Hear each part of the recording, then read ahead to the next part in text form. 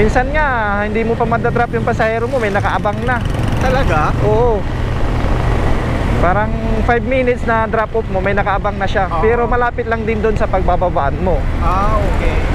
Pero kapag umabot na ng mga alas 10 hanggang mga alas 2 na ng hapon, medyo matagal na yung waiting. Nag-book nga si Mrs. kanina, ginancel ng rider.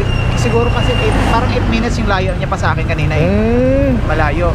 Buti ko pag-book mo kanina, pag-book ni Mrs. Oh, malapit lang kasi malapit ka lang. may binaba ako diyan eh. Oo. Kaya malapit lang, 3 minutes lang yung yung travel time.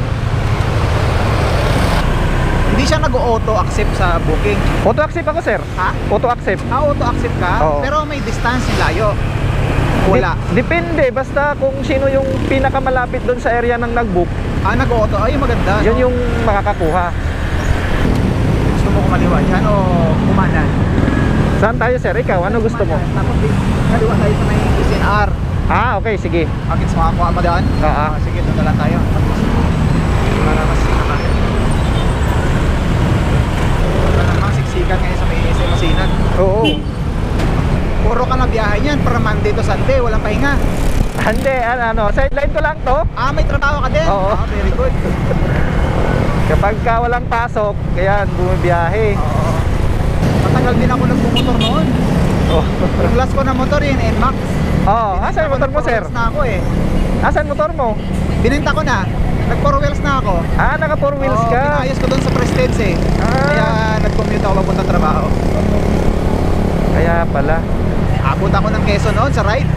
Layo ah. Oo. Daraitan. Oh, Pinasok ko yung NMAX ko dyan. Tawid sa ilog. layo. Daraitan, di ba ano yan, sir? Ha? May ano ba yun, paliguan? Ha? Paliguan yung Daraitan? Oo, ilog yun ano. Fresh water. Ganda ng ano niya, ng paliguan. Tapos may camp doon, pwede ka mag-overnight doon. May rent, pwede ka mag-rent ng Ng mga pwede ka rin mag-walk-in lang kung mga day tour ka lang. Cottage lang bayaran mo doon.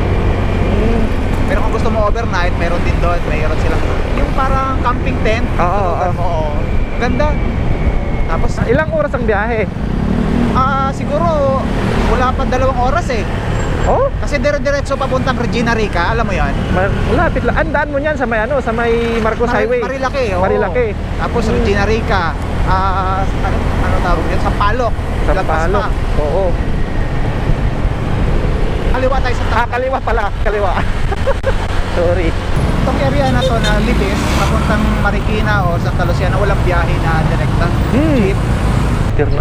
School pala to, sir? Ah, Thank you. sige.